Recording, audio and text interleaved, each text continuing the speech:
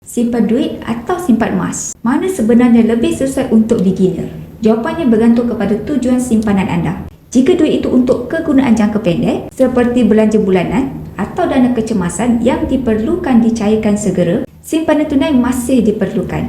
Tetapi jika matlamat anda adalah untuk simpanan jangka sederhana hingga panjang, di sinilah ramai mula sedar kelemahan simpan duit semata-mata. Masalah utama simpan duit ialah nilainya menyusut akibat inflasi dan ia sangat mudah bocor. Niat asal nak simpan, tetapi bila ada keinginan atau kecemasan, duit itu akan digunakan semula. Sebab itu ramai bekerja bertahun-tahun tetapi simpanan tetap tidak bertambah. Emas pula berbeza. Ia bukan untuk kaya cepat tetapi untuk simpan nilai. Emas lebih sukar disentuh sesuka hati, nilainya lebih stabil dalam jangka panjang dan masih boleh dicairkan bila benar-benar perlu. Untuk beginner, emas bukan perlu dibeli besar, cukup dengan simpan sedikit demi sedikit. Untuk orang muda yang baru bina asas kewangan, kombinasi simpanan tunai dan emas lebih bijak berbanding memilih satu sahaja. Mulakan dengan jumlah yang kecil dan bina disiplin menabung dari awal. Dan bagi yang berminat untuk mulakan simpanan emas bersama Deepami Gold,